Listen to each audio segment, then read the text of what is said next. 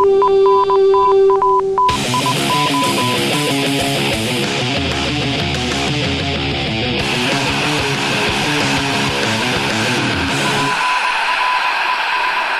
to Norse Code, the #1 podcast for your Minnesota Vikings. I am your host and producer. My name is James Pagoshnik. Thank you so much for listening. And on the other end of the tin cannon string, we have our analyst and co-host. He is a writer for Cold Omaha, amongst many other blogs around the internet, including 1500 ESPN. He is a useful human, and he is Arif Hassan. Arif, how are you doing after watching this horrible Texans-Pats game?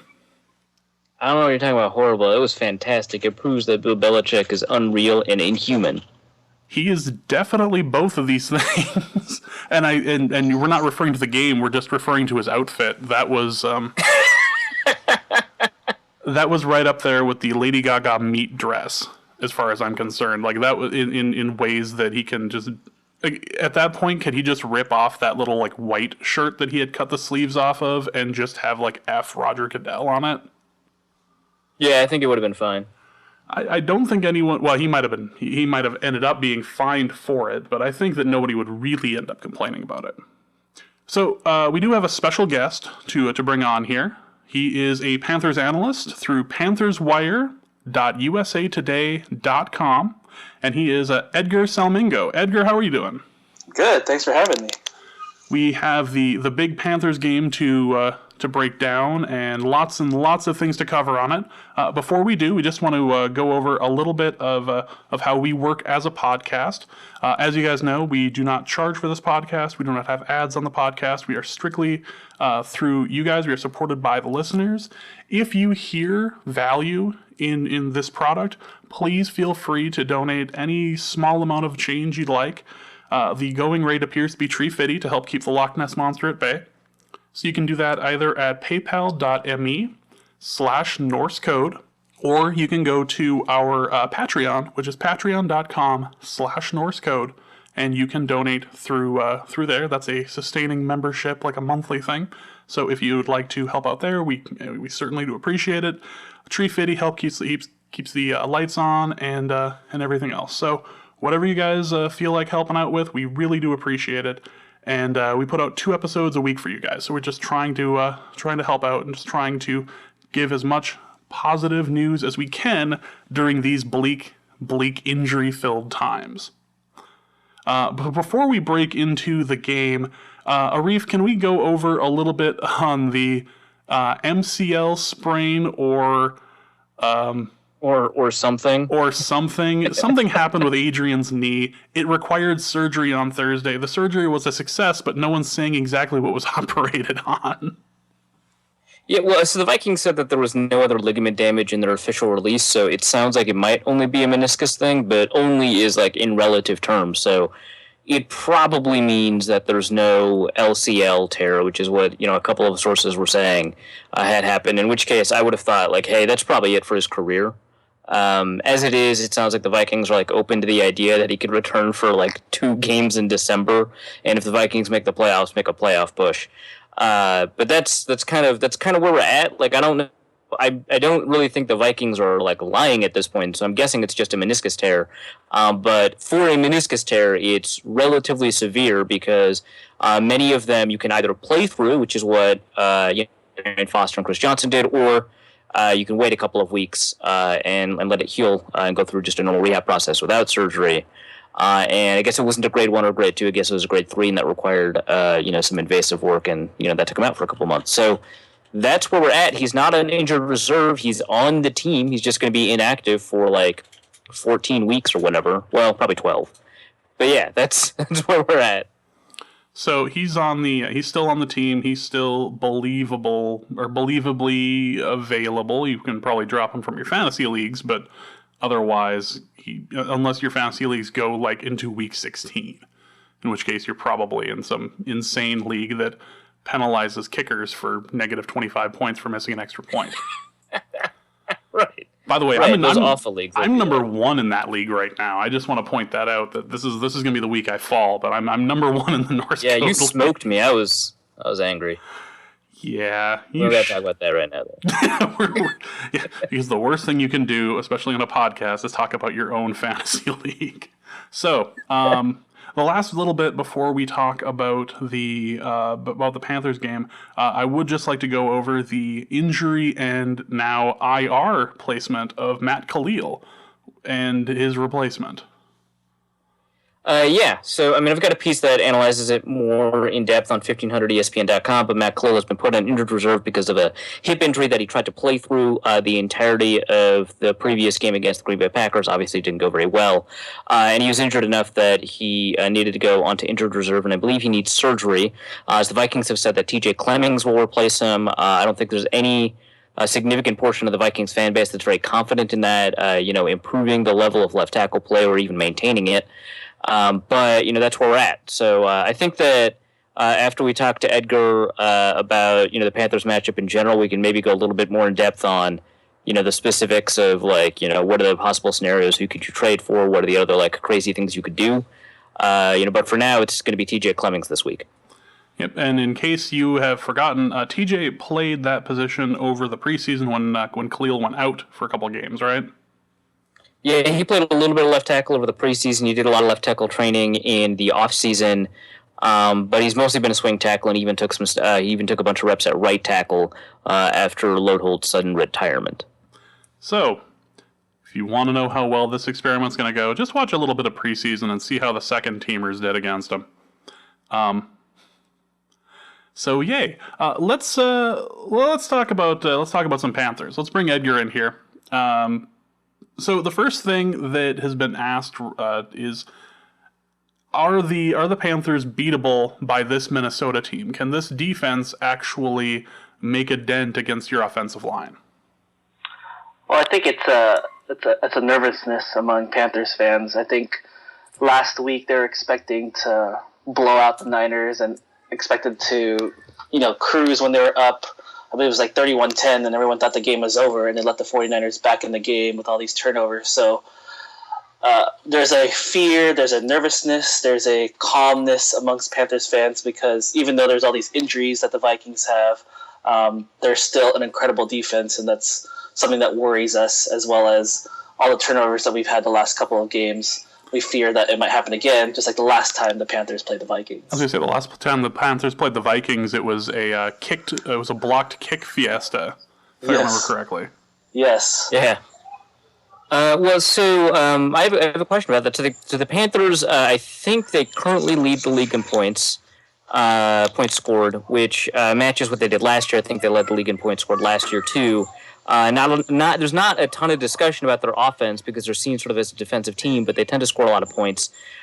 What is it about this turnover problem that you think could come back to bite them? Because it seems like this turnover problem could be unsustainable. I don't think they'll continue to commit turnovers at this rate that they have.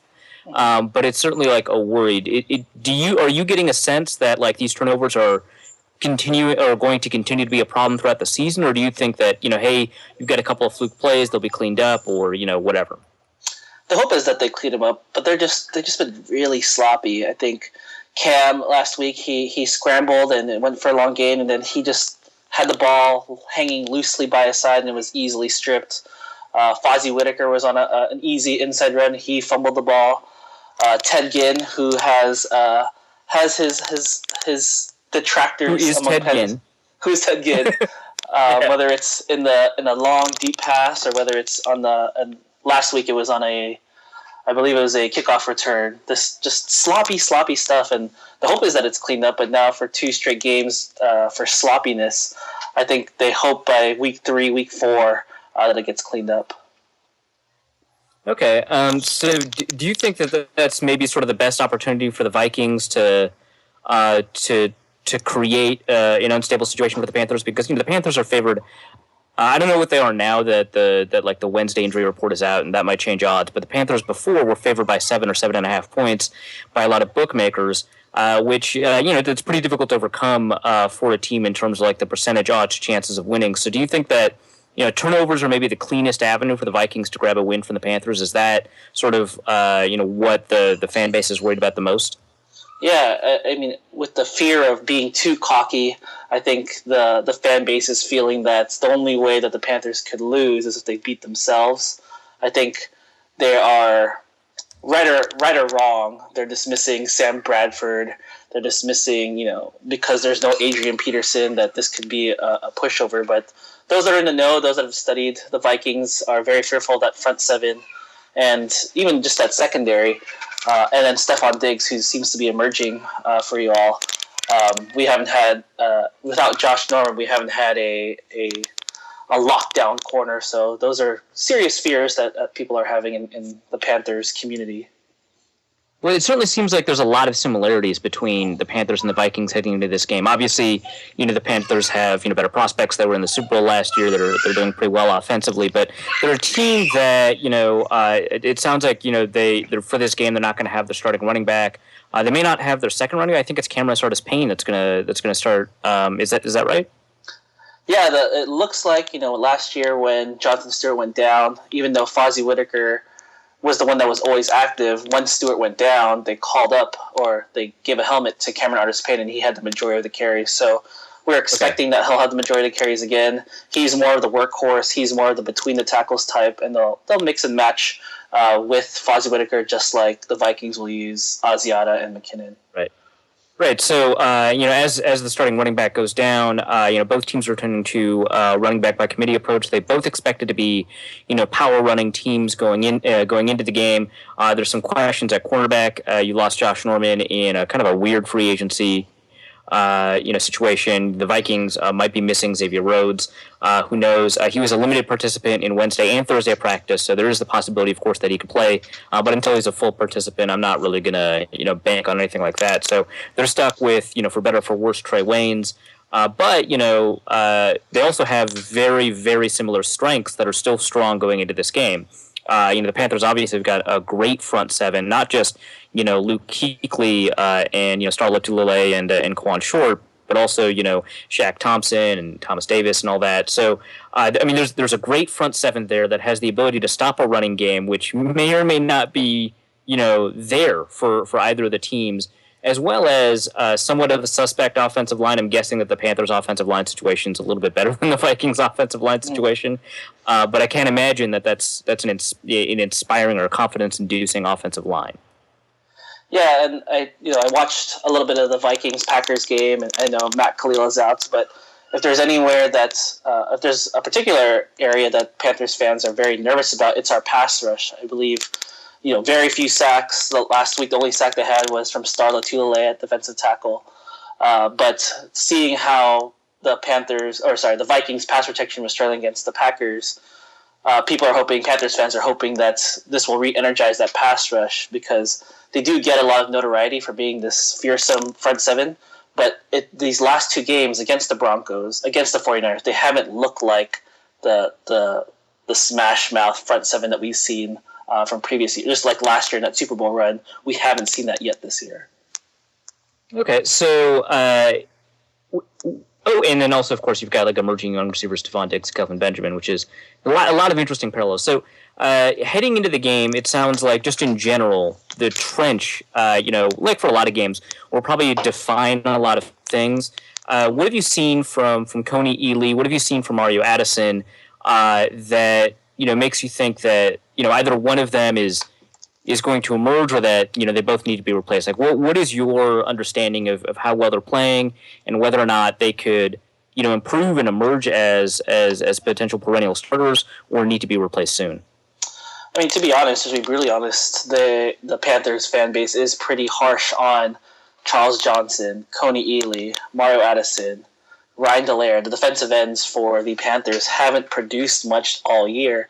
And I'd like to say that the Broncos offensive line and the 49ers offensive line, they were some of the strongest units in the league. Their tackles were great. Their pickups were great. So I think part of it is they went up against a pretty strong offensive line, but they haven't shown much this year. And the hope is that, again, that they could kickstart themselves against this Vikings offensive line, because if they can't do it against these Vikings offensive tackles, particularly TJ Clemmings, a backup left tackle, then there's very little hope that they could energize or restart their pass rush with the same group of defensive ends. Honestly, if you can't get pressure against Andre Smith or TJ Clemmings, then you should just pick up 3 new defensive ends from like various practice squads. That's what we're thinking too. Yeah, just go to the Browns or go to the Redskins. I'm sure they're having a fire sale of some kind. Yeah, right, exactly. Just checking. So Kelvin Benjamin is performing a lot better than I ever gave him credit for as a player. I thought as a rookie that he was a volumetric player that was getting a little bit too much in terms of accolades. I thought he was fine, but I didn't think he was as good as the praise he was receiving. But and then he was out for a year. This year, over the course, I mean, it's admittedly 2 games, but I'm just as positive about Stephon Diggs as I think a lot of people have a right to be about Kelvin Benjamin. This year, I mean, he looks phenomenal.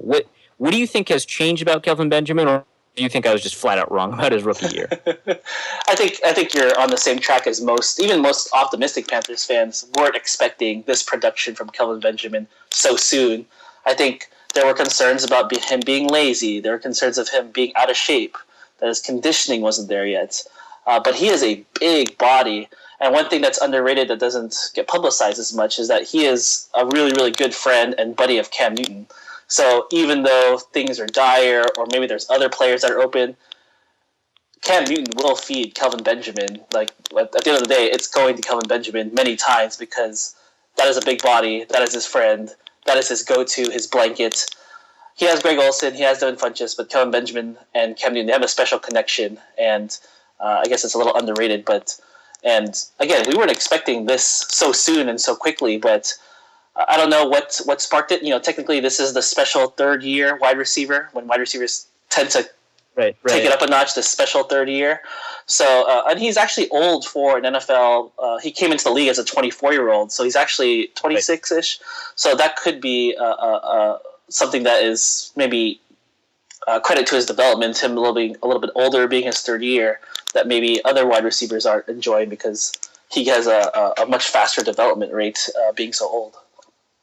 So if a team, finds a way to lock down Kelvin Benjamin, what does that look like? Like, what do you think is the kind of defender, or what do you think is the kind of defense that would have the ability to lock down Kelvin Benjamin? Is it a defense that employs like a variety of looks? Is it a defense that just has a defender that has the ability to go up against like 230-pound, 240-pound receivers? What does a defense or what do personnel look like if they have the ability to stop Kelvin Benjamin? I think if Kelvin Benjamin runs his routes correctly and does what he's supposed to do, he's almost unblockable. Just in the games that we've seen in his rookie year and in this year, simple routes, or whether it's man or whether it's zone, he could find his way open. Where it's gotten a little messy and a little hairy is when he does like these slant routes or these out routes that are a little lazy, that are a little rounded. And it's easy for corners that, I know it sounds counterintuitive, but those that body him up are a little bit more physical. Even though we've seen many highlights where that didn't work either. But when he does these slants or these rounded routes, it's very easy for corners to dislodge something or get in the way because he could get a little bit lazy in his routes. But if he's on, if he does his thing, if he's not lazy, there's no real way to stop him, because if there was, it would have been done by now. Okay, so here's something that, and I'm probably going to write about this in a 1500 piece, probably tonight. Here's something that someone on Twitter threw at me that I honestly love this idea. What if the Vikings man Anthony Barr up against Kelvin Benjamin? They're both 6'5". They're both 240 whatever. Well, Barr's 255 pounds. Barr ran a faster 40 and has a faster 3-cone. Athletically, he's probably a much better athlete than Benjamin, but he's also not used to man coverage against, extremely talented route runners. But if the Vikings treated Kelvin Benjamin like a tight end, just moved Anthony Barr around, obviously the Panthers would take advantage of it once they find out by, moving Benjamin out wider and wider, taking Barr away, from the teeth of the offense. But with, maybe an abbreviated running game from the Panthers, which is, you can't really say that with Cam Newton in, but maybe an abbreviated running game for the Panthers, maybe the Vikings could be okay with that for a little bit. What do you think happens in that situation? I think it's a really interesting scenario. Full disclosure, I'm a big fan of Anthony Barr. He went to my high school. I worked with his mom. Yeah. Really? Yeah, so I'm a huge fan. Then he went to UCLA and did big things. So I'm a big fan of what he does off the field, and I've met him a couple times. So good guy, great guy. In terms of him as a defender on Kelvin Benjamin, I guess I could see it in the slot. Similar to how the way the Panthers have been using Shaq Thompson as a slot, a Buffalo nickel, because we're not very confident in our slot corners. I think I would love to see Anthony Barr utilize his talents as in that slot part. If they put Kelvin on the outside, or a lot of things that the Panthers like to do is like these 3x1 sets. I don't know if Barr is because he doesn't play out there. Sets are brutal. Yes, I hate them. Yes, they're so good. And the Panthers run that a lot. They usually run 3 wides, and then Greg Olsen as the one on the other side. And it's just there was a piece I think in the Ringer, the Y ISO. I think was that written about the Panthers. I didn't see that one, but I wouldn't be surprised if they did. It's a good piece. I'll link it in the show notes. Yeah, sure. But they like to use Kelvin Benjamin in that 3, the trip set, and I don't think Barr would be suited in that type of way. But in the slots, or in a sure one-on-one. Maybe he's a big red zone threat, so maybe just when they stick Kelvin on the outside and just stick Barr on him, I think those would be exciting matchups, and probably be a better shot than, say, Captain Munnerlyn. You don't say. Just throwing it out there. So what have defenses tried to do to stop Kelvin? I know we've only got 2 games, but, I mean, one of them is a pretty talented defense, and I guess the other one is the 49ers. But what have defenses tried to do so far, and what do you anticipate defenses, doing moving forward? Because I mean, Benjamin is unique as a receiver. That's what makes him so interesting. But in a way that's like not Cordero Patterson, like good and unique. What have defenses like tried to do to stop him? Well, what's really tough and what's unique about the Panthers' offense. So one, to answer your question, trying to have a corner on him and shade him or have a safety covering at the back end. But the tough part is that they usually have on the other side someone like a Ted Ginn or a speedster, so that you can't just use your safety, or if you have a single high, you can't just double Benjamin because you have a world-class speedster on the other side. And you also have Greg Olsen. So having these chess pieces and then having the most complex running attack in the NFL, where if you do a run pass, option or a read, a zone read, it's kind of like you can never just stick to one plan. It's almost like you have to mix and match because they'll give you so many different looks and you never know what you're going to get. So you could see them try to double Kelvin, but it's very tough the way they scheme their offense. And they'll give you so many different looks. It's hard to just scheme against him or just zone him or X him out and let the other people beat you. It doesn't work out many times. Okay, and what do you think of let's talk real quickly about some of the other receivers, because I hear they play too. The development of Devin Funchess, the value that Ted Ginn provides, any potential value that Corey/Philly Brown provides. Like, what do you think about those receivers in terms of like how they work within the confines of the offense? So far, they haven't gotten many targets. Like Kelvin has been the target monster, the target machine, and maybe 2-3 targets each. Ginn, Brown, Funchess, they've been getting, and they've been taking full advantage of those 1, 2, 3 targets when they get them. So Ted Ginn, even though he didn't get both feet down, he was open for a deep bomb last week for a touchdown. He had a 40, 50-yard reception from Cam Newton, and that was it. That's all he got. Philly Brown, they used him on these tunnel screens, on the run pass options. That's how they use him. And then Devin Funchess, he is kind of like the Kelvin Benjamin light. So he was, they put him on an island and threw him for a touchdown last week. So they won't get as much love as Kelvin Benjamin, if they go as they've done the last 2 weeks, but they take full advantage of the very limited opportunities that they have. Okay, and let's also talk really quickly about Greg Olsen. So Olsen obviously is like a fantasy perennial. He's somebody that has been, for a while, he was like an underrated fantasy asset. I really loved having him on my team. But, this year, I mean, he does have like 12 receptions. He does have like 195 yards. But no one's talking about him. Why not? Like, what's the What's the deal with Greg Olsen? Why isn't anyone talking about him? I just think he's not as sexy as Kelvin Benjamin. Like, he doesn't have the eye-popping highlights. He just catches the ball and does his job, and it's not this gigantic radius and, this leaping ability that you'll see on the highlights on ESPN. It's just he's reliable, he's consistent. He'll be on a tough 3rd and 10. He'll get the conversion. Last week was his longest reception. He had a 70-plus yard touchdown reception last week with Cam Newton. And that's very rare. You'll never see that from him. You'll see just very short, very quick, very reliable Greg Olsen. And it's probably not getting enough love because he's not as sexy as Kelvin Benjamin. Yeah, fair enough. Then sort of getting to sort of the offensive line in general. So the offensive line, I think if you named the members of the offensive line, you'd be a lot less confident than just generally how they've been playing. It always feels like this offensive line is overperforming unless they're playing the Broncos. What is the deal? I mean, because you've got Blindside, who has been pretty mediocre throughout his career. You've got I don't even know who's at left guard, and then you got Mike Remmers on the other side, who he was a camp cut for the Vikings, and he's Mike Remmers. What's the deal? Is my perception of this wrong? Is it just because they're offensive linemen that I haven't heard their names? Is it, does the scheme protect them in some ways? Like the fact that Cam can create extra blocks for himself just by existing? Like what's the nature? Like what's the identity of this offensive line? Are they better than I thought? Are they worse than I thought? What's the deal? I think the answer is yes to everything that you said. So it's a little bit of everything.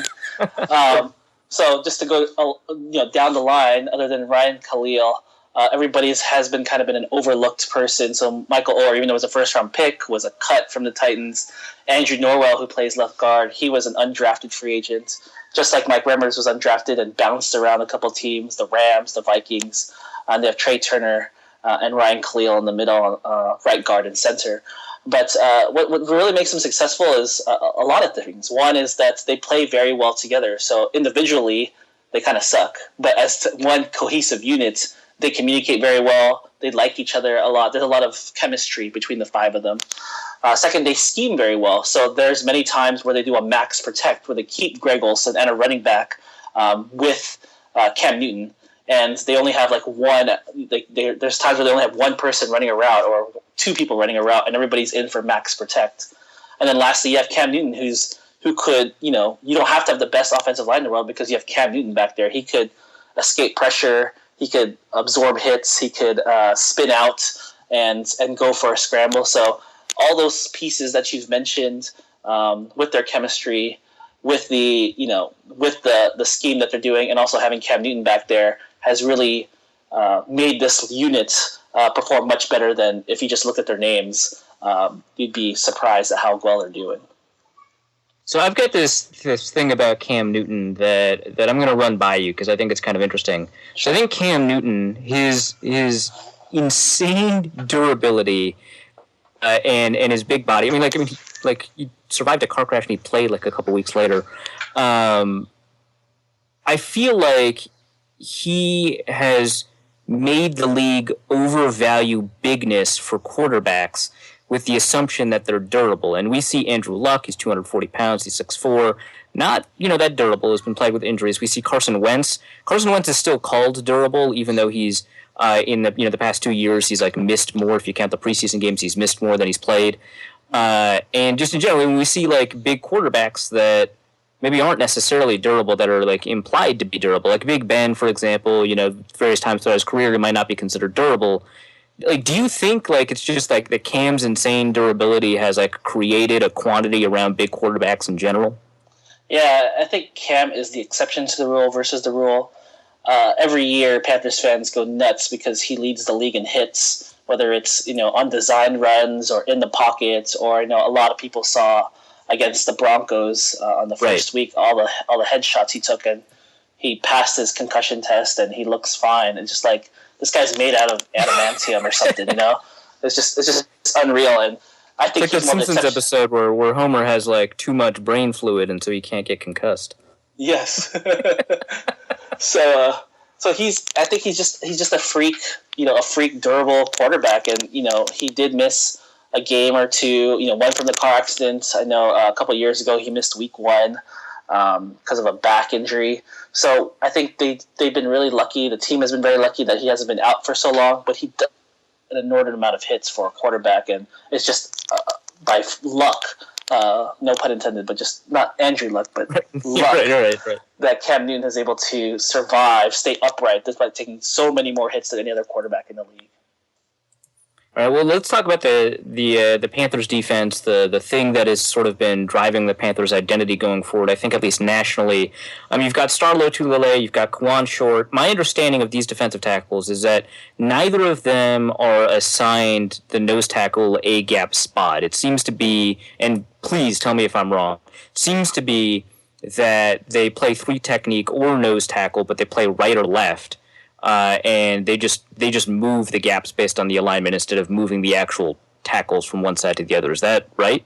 Yeah, that's absolutely right. And just to give you a heads up, KK Short is technically in a contract year. He's probably one of the top 5 defensive tackles in the league, and he's only making $1 million this year. So he's hungry. He wants to make plays. He's a dangerous dude. Now he wants to get paid. But actually, the defensive tackle that's been most eye-popping this year has been Starlo Tulele. He in the Denver game, he had this freak athletic play where he was running towards Trevor Siemian. He jumped, tipped it, and it was intercepted by Thomas Davis. And then last week, something that he almost never does, he gets a clean sack on Blaine Gabbert. So the two, again, as you said, they rarely play that nose tackle, but they'll mix and match. They'll throw in, they'll rotate in other defensive tackles, and they're a load for any offensive line to block. So how is it that they have the ability on one down to play nose tackle and on another down play three technique? They can play the A gap and take on a double team, or they can be quick enough to play the B gap and get a sack on just a single blocking guard. Like how is it that you found two defensive tackles that have the ability to do that? I think that's just part of the philosophy of the general manager, Dave Gettleman. All of these defensive tackles and even defensive ends, they love this mix and match, people that can play under and also play on the edge. So sometimes you'll see, it hasn't been so apparent this year, but sometimes they've seen Charles Johnson go on the inside. They played in the past K1 Short on the outside, playing the 5 or the 7. So it's just they like to mix and match this defensive line, whether they can make them inside, make them outside, play them at the nose. That's part of the philosophy and how they draft and sign different defensive linemen. And then sort of behind, they drafted Vernon Butler this year. Has he seen the field a lot? How has he played? He's been really good. He plays in a rotation, so he doesn't get as many snaps as you'd want out of a first-round pick. But he has shown flashes. He had a big play against the Broncos. He tore up a double team last week against the 49ers when they were down in their end zone. So he has shown flashes. He had a sack against the Broncos. He's going to be a work in progress, and they're bringing him on really slowly. So he might show up for a play or two, but he's not the type that's going to play many snaps until he develops. All right, so a quick question, or two questions about Vernon Butler. The first is he in the same mold where he has the ability to play in the A gap and the B gap and demonstrate like anchor strength as well as quickness to get the sack, or do you see him as more? He's 323 pounds. Do you see him as more, a guy that fits in like a nose tackle spot, sort of more exclusively, kind of like Paul Soliai? He has been the type, and part of the reason why they drafted him is that he had pass rush ability, and so he could knife in as a 3 technique. We saw that at the Senior Bowl. We saw that against the Broncos when he got that sack against Trevor Siemian. And he's still developing. Funny thing is that even at 323 pounds, you'd assume that he's a Paul Soliai type. He's a nose tackle. He's a space eater. But he's still struggling with that. He's still developing. So at least in the early showings, he's been more effective as a pass rusher and a knifer than he has been a space eater. So I know that Matt Paradis has been playing really well for the Broncos. Presumably, he played a pretty good game then, against the Panthers. Do you find that because the thing about the Vikings is they've got 4 trash offensive linemen, they've got a pretty good center in Joe Berger, and he often just takes it upon himself to block a defensive tackle one-on-one, whether or not they show the kind of quickness that 3 techniques typically do, or they show the kind of strength that nose tackles typically do.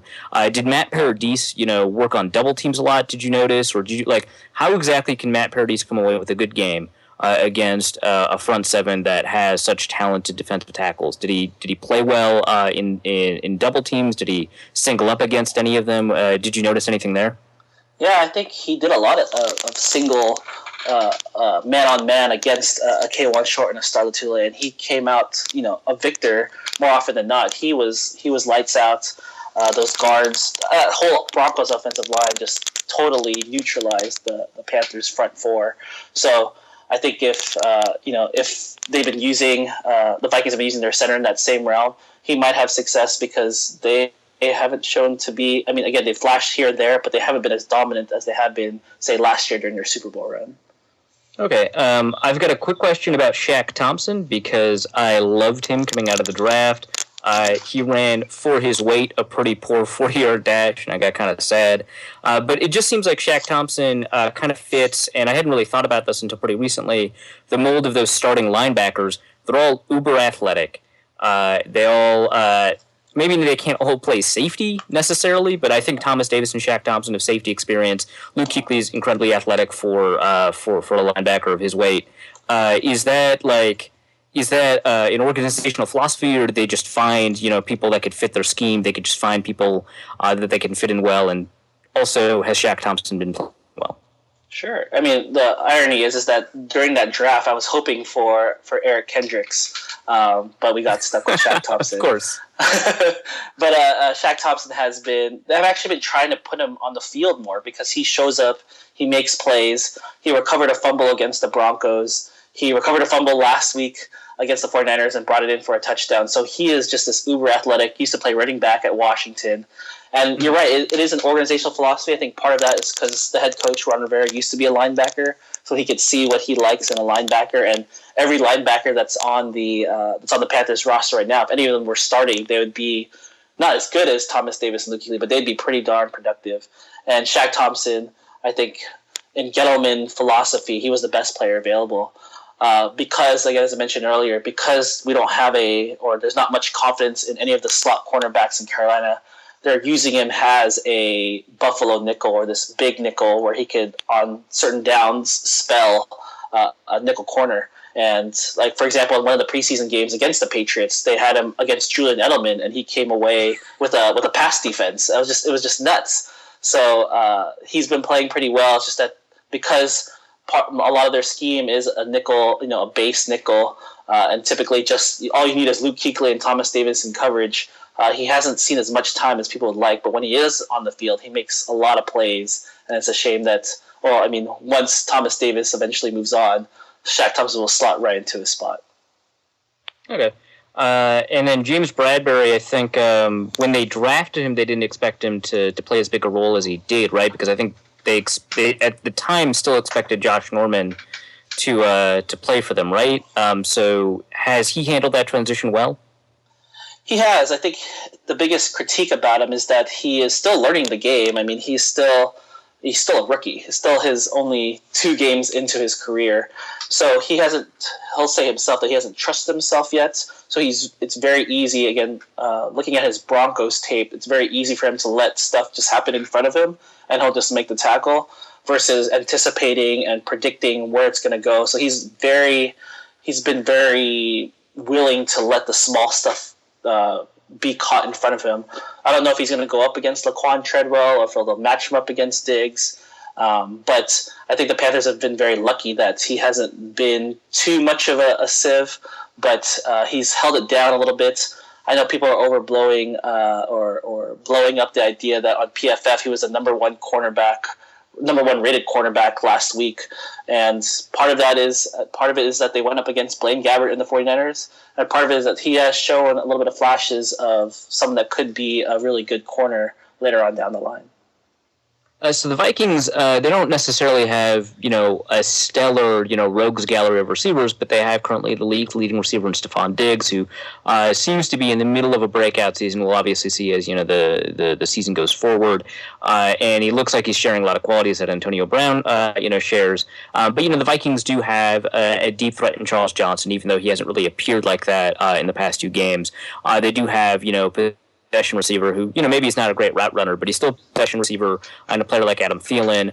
They've got, a contested catcher like Laquan Treadwell, who hasn't actually really played in a passing down yet, but they've got a bunch of different varieties of receiver types. They even have a gadget in Cordero Patterson and another deep threat in Jarius Wright, who's probably going to be inactive for the game. But they've got a variety of receiver types. The way that the scheme is set up in Carolina and the way and your understanding of the personnel, especially that back four, what kinds of receivers are you more worried about? What kind of receivers are you more comfortable with? Traditionally, they have been beaten, and because they play almost exclusively in zone, especially with these young corners, it's almost always in zone. So if it's these wide receivers like a Stephon Diggs where they, three-step drop or, they're just quick and it's hard to anticipate their quick twitch movements, that's what's given the Panthers problems. And that's why teams like when they play against Drew Brees or when they play against a Tom Brady, these just get the ball out and get it quick to these wide receivers. Those tended to have beaten the Panthers more often than not. And, they like them big. So James Bradbury, 6'1", he's built like a safety. If you put someone that's quick, like in the Broncos, when the Broncos played, or when they played the Broncos and they trotted out Emmanuel Sanders, those gave them more fits than the bigger guys like a Demaryius Thomas, a Julio Jones, a Mike Evans. They're matched up or they've schemed up to compete against these bigger body receivers, and they are very weak against these quicker, faster, smaller receivers that the quarterbacks get the ball out really quickly, and that's given them a lot of fits. And this is a left side, right side defense, right? Just like the Vikings. So a left cornerback will stay on the left side throughout the game. Right. Okay. So then the offense can typically dictate the matchup, but the advantage, of course, is that you get to retain a higher degree of technique, schematic certainty, less schematic confusion, stuff like that. But the offense gets to dictate the matchups then? Yeah, pretty much. I mean, even when Josh Norman was here, I know there's a lot of chatter about Josh Norman shadowing Dez and all that stuff, but they don't employ that type of they don't do that, especially with the young corners. They don't do that at all. Okay, so knowing that, I don't know how much you've watched Jerick McKinnon, or whatever, but knowing that, seeing Sam Bradford play, maybe he had a fluke game, maybe he's good, maybe he's average, maybe he's bad, whatever. But knowing that you've got Jerick McKinnon out there, you've got a consistent runner like Matt Asiata out there, you've got Stephon Diggs playing like he's playing. What do you think? How do you think the Panthers defensively will approach this game to deal, with those offensive weapons? I think they're going to they'll try as much as possible. Their number one objective is always stop the run. So if they can make it one-dimensional, if they could shut down the run, they could trust that back half of their defense to make plays, cause turnovers. I mean, they've had an interception every game. They've always been big on turnovers, getting the ball out, forcing fumbles, tipping balls, tip drills, bringing Luke Kuechly bringing a lot interceptions to the house. We're talking about a defense that if they do what they want to do, they kill the run and make you pass and beat you that way. The hope is again that they could turn on that pass rush, so they would neutralize you that way as well. But they've been strictly designed and built so that they could stop the run and make you one-dimensional and make you pass every down, and that plays into the Panthers' strengths. Okay, and then sort of offensively, you take a look at the Vikings defense. You see, maybe Trey Waynes is back, maybe he's not. Maybe Xavier Rhodes is starting. But you've got Harrison Smith, you've got Anthony Barr, you've got Eric Kendricks, who's playing pretty well. You've got this front four that, before Sharif Floyd went on IR, I was going to say was the deepest front four in the league. Right now, it's obviously still pretty deep. But going 8 deep, the Vikings had an incredible front four: Everson Griffin to Neil Hunter, Brian Robinson, Sharif Floyd, now he's gone, Tom Johnson, Shamar Stephen, Linval Joseph. Knowing that this defense has potential stars at every level, how exactly do the Panthers think the best route to attacking this is, especially because they're a team that likes the run, but Jonathan Stewart's out, Cam Newton's still an able runner, Cameron Artis-Payne's is still an able runner. What's their plan? They're going to want to, again, number one objective, stop the run and win by the run. And it's going to be interesting because it's been a while since we've seen Cameron Artis-Payne in that feature role, if they use him in that feature role. But what they want to do is pound the rock, control the clock. Last year in their Super Bowl run, and even the previous year, they want to win the time of possession. So even though it's first and long, second and long, they're going to want to pound the rock. So that's where they're going to want to win. The ways that the Vikings could give the Panthers fits is interior pass rush. So I know Von Miller and DeMarcus Ware got all the pub in the Super Bowl for pounding Cam Newton or these unique edge rushes. But what really got to him was this interior when they had Malik Jackson. When the people get in his face, one thing that we've mentioned, or that Billy Marshall, a Black and Blue Review, mentioned, is that they've been using a lot of people in the backfield with Cam to make the front middle clean for him. So they've used Greg Olsen, they've used Jonathan Stewart, they've used Fozzie Whitaker. So when they want to do these A-gap blitzes or blitzes up the middle, when Cam has a clean pocket right in the middle, he's comfortable, he can hit every pass. And that goes along with the philosophy. Why they want to pound the rock is because then it opens up the play action, the read option, defenses, the linebackers, even though you can have the best linebackers in the world, when they're playing on their heels and they don't know if it's going to be a run or pass, that's where the Panthers can beat other teams. Okay. So we went pretty deep. I actually really enjoyed that. James, are there any questions from the mailbag that are specific to the Panthers matchup? There certainly are. Let's break them out here. Fantastic. Yep, got a first question is from Adam West, not the Adam West, but Adam West on Twitter, who asks, any reason the game plan from the Seahawks post-end preseason games wouldn't work to contain Cam/Carolina? It's actually, I think I want to bounce this to you, Edgar, because I'm sure there's been a lot of comparisons drawn between the Cam Newton offense and the Russell Wilson offense. What are the differences between those offenses that you think a game plan from one of the offenses will work against the game plan for the other offense? I think they're very similar. One of the big differences that you'll see is that where the Seahawks and the Panthers really differ on offense is these bigger, taller receivers. So the Seahawks like to employ a little bit smaller with a Doug Baldwin, with a Tyler Lockett. But again, when you go into the Panthers, you got Devin Funchess, Kelvin Benjamin, Greg Olsen. So they're a pretty physical team. They love to run. Again, one of the leaders in rushing attempts and trying to beat you that way. So that's a slight variation, but a big enough difference. And also the body types between Russell Wilson and Cam Newton. So you'll see QB designed runs from Cam Newton versus Russell Wilson. Maybe he'll scramble, maybe he'll again do a zone read. But there's just one of the most successful plays that the Panthers have run last year, and these last two plays are the QB power runs. And that's just something you won't see Russell Wilson run, or you won't see any other quarterback in the league run. So when you see this QB power, just watch out. Yeah, fair enough.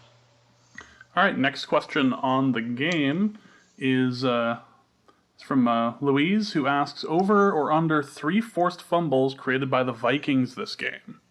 How apt are you guys at holding on to the ball when linemen are going after it?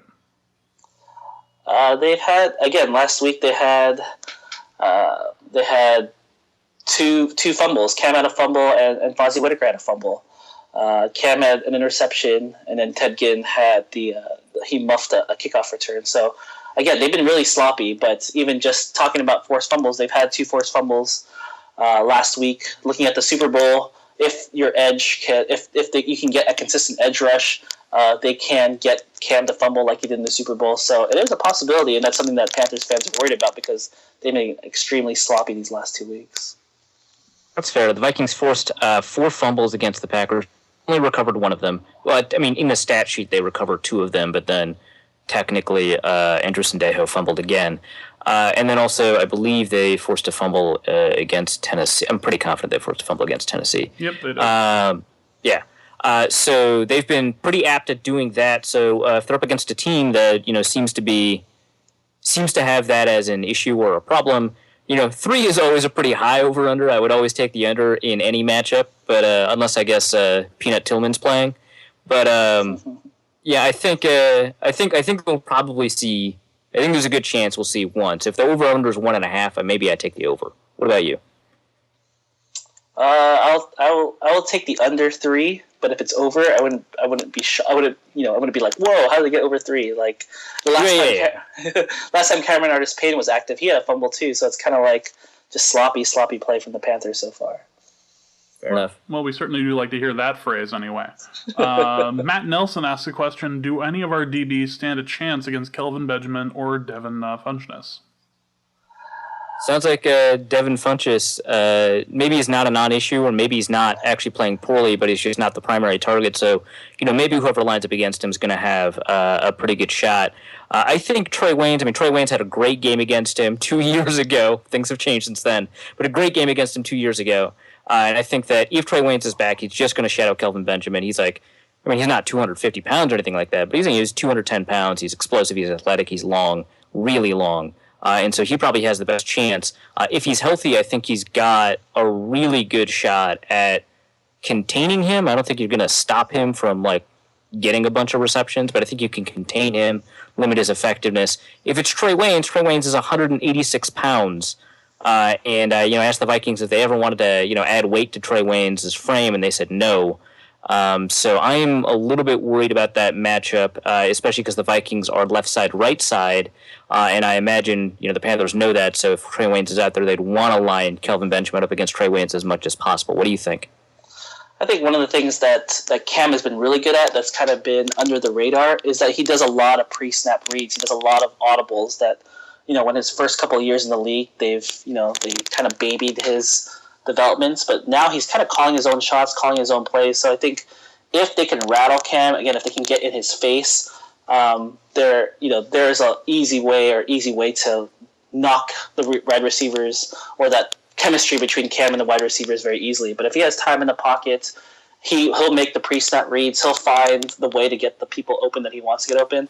But if he doesn't have that time, if he's anxious back there or nervous back there, he's not going to have as much success as he's had like he did against the 49ers.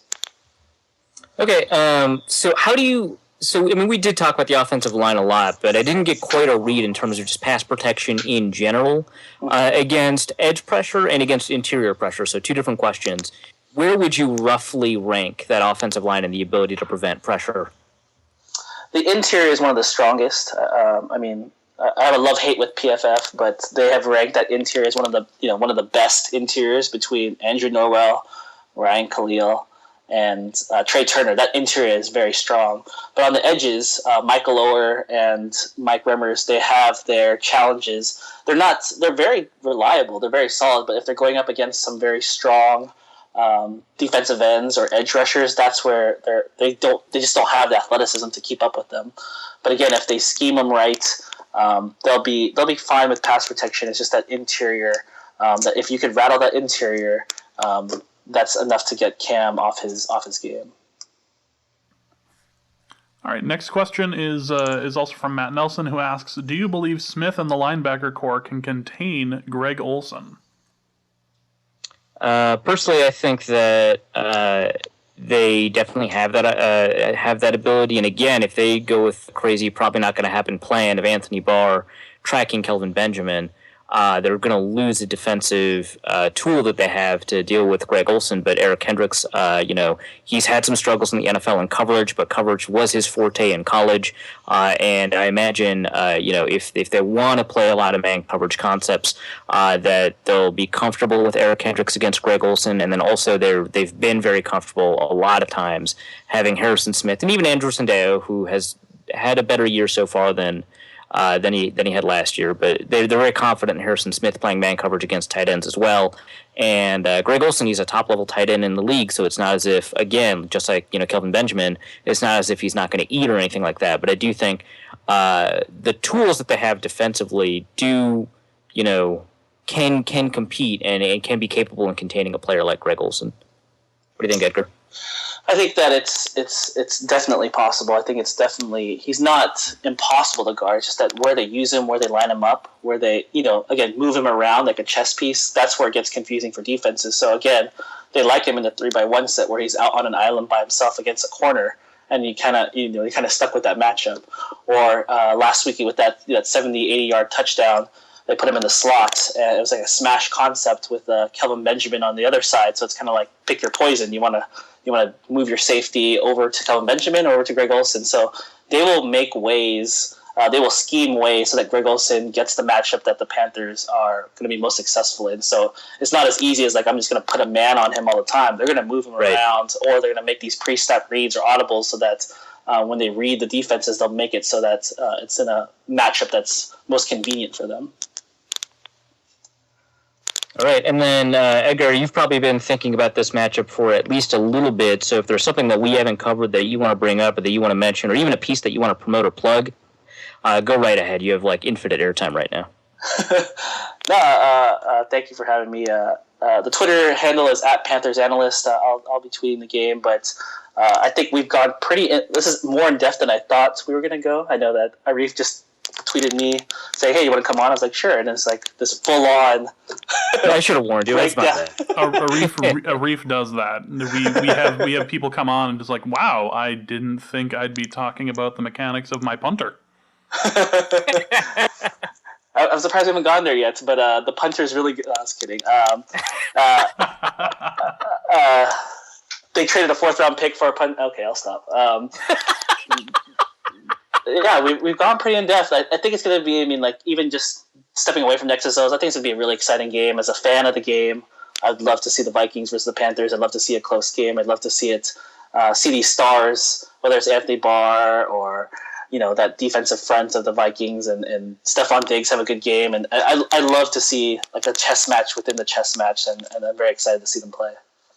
Cool. Do you have you could either give us a score prediction or give us a prediction against the spread, which I'm just going to assume right now is -7 Panthers.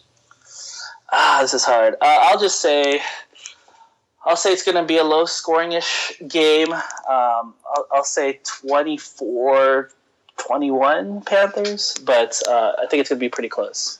You hear that, people? He's expecting Sam Bradford to get 21 points on the board, or just three pick sixes. Fumbles. He said there was going to be fumbles, man.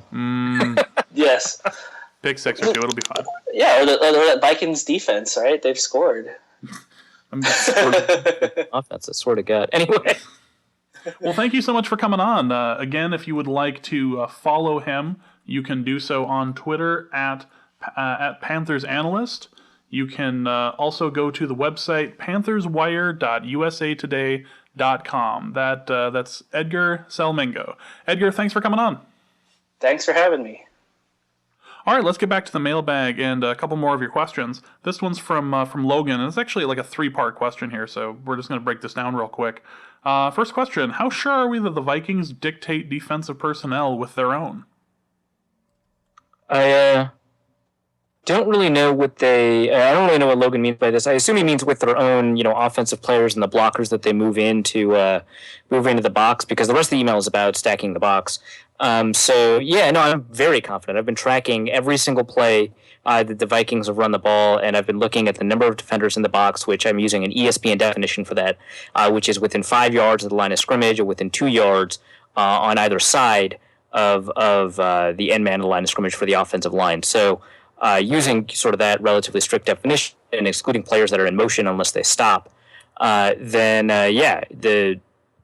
every single time, the offense is lined up, the number of blockers is much, much more relevant than the number of than the fact that Adrian Peterson is back there. So there's never been an instance where the number of defenders in the box has outnumbered the number of blockers plus Peterson. And so usually the number of blockers to defenders in any scheme is going to be -1 because the running back is always going to be the unblocked player, which is why the option exists to create, a numbers advantage. But yeah, I'm very confident about this because the number of people in the box that I've been tracking, on the past 31 runs, and I even went back to the last season to see just, a couple of snaps from there to see if that still held true, and it still held true. I looked at other, major running backs, Frank Gore, Marshawn Lynch, etc., and the number of defenders in the box predominantly is determined by the number of blockers that exist in the box. So if you've got one tight end in the box and that's it, you've got 6 blockers. You usually only have 6 defenders. Sometimes you'll have 7 if it's if it's an ambiguous down like 2nd and 5. If you have 7 in the box, so you've got a tight end and a fullback or 2 tight ends, you'll often have 8 defenders in the box. If you've got 8 blockers in the box, you've got 2 tight ends and a fullback, then you're going to have 9 people in the box. That just happens. It happens more often than not. And then the Vikings even brought in, Stephon Diggs to be a 9th blocker in the box on some of these downs, which means they've got 10 people because the quarterback and the running back. They've got 11 people because they motioned Stephon Diggs in the box. And the defense still only has 9. They very rarely have 10 in the box, even in a situation where there are 9 blockers. And so, I'm very confident that the Vikings are dictating the defensive personnel, just like any offense dictates the defensive personnel. And the effect that running and passing have on each other is never in the box. I'm not saying that effect doesn't exist. I'm saying the stack the box concept is a myth. The effect exists because it changes how likely defenses are to cheat, and it changes their response in particular situations. So, for example, a team that's not running well or a team that is very pass-happy, either one of those, in an ambiguous down like 2nd and 5, pass rushers are more likely to pin their ear back and be able to create pressure against the passer. In a situation where you've got an effective running game and an ambiguous down really has a threat to run, like on 2nd and 5, then they're much more likely to try and have to defend the gap, and that gives you another half a second in the pocket, which is enormous in terms of time in the pocket. Defenses will also cheat because they'll take longer to read, unless they're as talented as, say, Luke Kuechly. They'll take a little bit longer to read, and they may even read the backfield instead of read the center, and play action can be more effective. I'm not saying that those impacts do not exist, but I'm saying the stack the box concept doesn't make any sense because that is determined by the number of blockers that you have in. And sort of along those same lines, you've been saying lately that defenses, quote, stack the box only because we put in a lot of blockers. Could it be that if we tried to spread them out with more receivers, they wouldn't respect our wide receiver talent and would remain the base defense, thus creating a massive size/blocking disadvantage for us? This is a good question. I think that's dependent on situation. I think that, for example, on 3rd and 1 or at the goal line, you should just try to win at the point of attack with as many bodies as possible. And I think that you should have a diverse approach to the offense. I think that I like these spread them out offenses. I like having like 5 blockers against 6 defenders in the box and then running the ball, kind of like Oregon did, kind of like a lot of these spread teams like Texas Tech and Washington State. Well, Washington State doesn't even run the ball. Maybe they don't count. But like a lot of these spread teams do is that, they spread things out and then they have fewer points of failure. It's, the idea is the more blockers you have in the box and the more defenders that you bring in, the more blocks have to be successful and the more likely it is that someone is going to fail and screw up the run. There are fewer points of failure when you spread things out. You have 3 wide receivers on the field. You have a tight end, but you split them wide or whatever. And you have the ability to run through, just bigger lanes as a result, and you have fewer points of failure. So I think that that's something that you should approach, but I think that, that's not going to work all the time. I like these full house concepts. Where you've got, a tight end and a fullback in the backfield, and you're definitely showing run. You've got a running back there. And the nice thing about these full house concepts is that I think you're much more likely to break off a giant run for a lot longer, or if you have the ability to work to the outside with your blocking, you have a lot of space, you can condense the defense. And what's really great about, having a bunch of blockers in the box against a bunch of defenders in the box is that sometimes if your blockers are good enough, which right now the Vikings blockers do not seem to have, that relative talent, but if your blockers are good enough, you can block multiple bodies in space. Like if you've got, a center maybe as good at blocking as Joe Berger is, and he crashes down on a defensive tackle, if he's winning that rep, that defensive tackle may have to crash down on their own teammate, and then you've won a block without having to commit another blocker just because you've compressed the space so much. And that doesn't really happen when you spread them out. It's always going to be a numbers game when you spread them out. It's not always going to be a numbers game when you have those blockers in. So I'm not saying that the Vikings should abandon the concept entirely of stacking, players at the point of attack, but I think that doing it as your primary or only run concept is a little bit outdated. And I really like the idea, especially now that you've got Jerick McKinnon out there who does really well with space. I really like the idea of employing more spread them out concepts in order to run the ball better. And I suppose very related to this, to continue on the question, but it's still a separate question, I've wondered about how often do teams actually match personnel regardless of situation/down and distance? Just because we put a 3 wide, would they actually switch to a nickel? Or would we just be running into bigger defenders that we can block with our personnel? No, I think that's a good question, and I think that the number of players in the box is a little bit different than the personnel that they put out there. And I think that the personnel that the defense puts out there is dependent upon team tendency, team personnel, and the down and distance situation. So, for example, on 1st and 10, for example, last year the Vikings were more willing to run the ball than any other team in the league. That has been discussed ad infinitum. But one of the interesting problems, or one of the interesting products of that, is if the Vikings put out 3 wide receivers on 1st and 10, which they did do a number of times, teams might be willing to just stay in their base defense if they think that they can force the Vikings into a short completion if they do happen to pass the ball, just because the likelihood of a run is so high that they'd just rather have a linebacker in there to take on another blocker. So I think that the personnel that they put out there, that is dependent on a lot of different factors. And a lot of it has to do with down and distance. A lot of it has to do with team tendency. And a lot of it has to do with just all these extraneous other factors that are out there, like they're scouting the talent of their personnel. Like if you've got a Jamie Collins or an Anthony Barr, you just might be more willing to be in a 3 linebacker, 4 lineman set. But if you've got slower linebackers like in Cincinnati, you just might be more, and you've got a really talented slot quarterback like Leon Hall, then you're just more willing to be in a nickel set in the exact same situations. If you've got a player like Antoine Winfield in the slot, you basically have another linebacker anyway. Why wouldn't you be in the nickel all the time? So yeah, I think all of those things, play a pretty significant role. And then I realized I didn't quite answer Logan's second question in full, which if we tried to spread them out with more receivers, they wouldn't respect our wide receiver talent and they would remain in their base defense. I don't think that's the case. I think that if you spread them out, the defense wants to spread out. And I think that they just fundamentally do not want to make mistakes. I think that's the thing. 2 more questions before we wrap up here today. Questions from Matt Nelson, who asks, how big of a letdown is Bradford's second start going to be? I think it's going to be somewhat deflating, but I don't think it's going to be like, oh, well, he sucks now.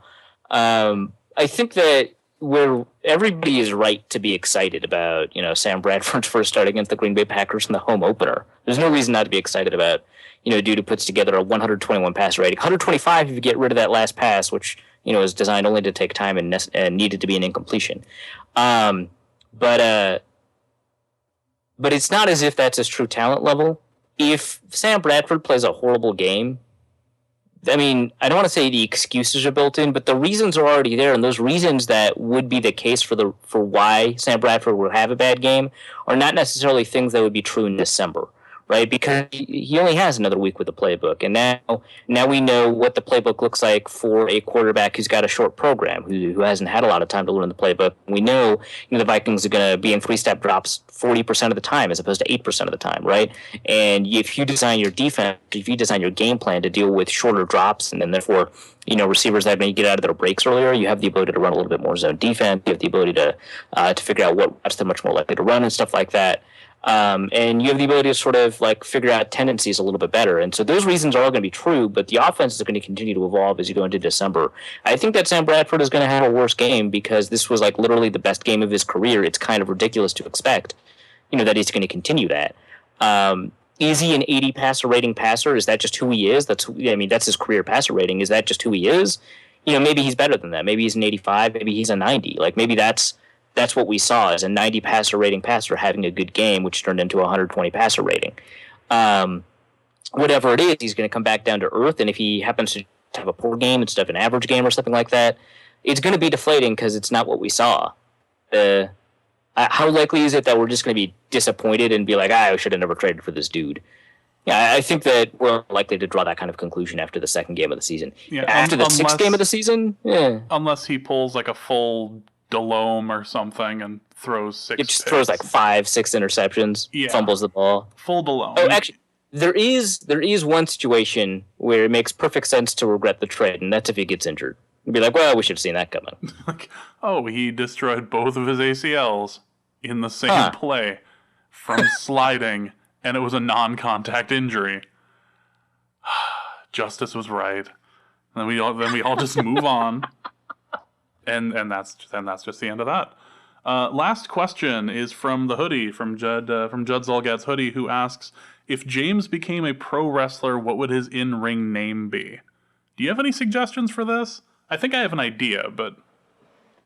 I don't know, because like the first name that came to me is one that you absolutely can't use, which is Big Game James, right? No. I mean, it's James Worthy. It can't be you. No, I am not James Worthy. I can't pull off the goggles. Right? I feel like you would have a luchador mask, but I don't know what name to associate with you. Maybe El Jefe? I like that. Ooh. What was the... I'm trying to remember what the Mexican wrestler name was for the guy who did Man vs. Food. I think he called himself the White Lightning or something.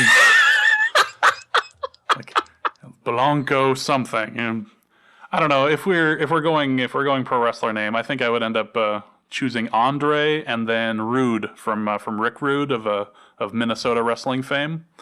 I like that. I think I'd provide a slight tribute to Mr. Backney himself, Rick Rude, and go with Andre just because I'm used to being a giant, even though I wouldn't be a giant in wrestling. I'm just 6'5", so I like saying just 6'5". I'm only 6'5". So I just looked up White Lightning on translate.google.com. The problem is that it's slang for an illicit homemade whiskey. So the translation is not useful in this case, but it's Relampago Blanco. If I just look up lightning, no, it's still Relampago. I don't know. I don't speak Spanish. A number of our listeners obviously do. Including those of us in both Mexico, Spain, and the Latin American countries, yes. Right. I mean, we've got listeners from a bunch of different areas. So we may even have native Spanish speakers not only correct the words that we used, but my pronunciation of those words. Oh my God. You type in lightning into translate.google.com.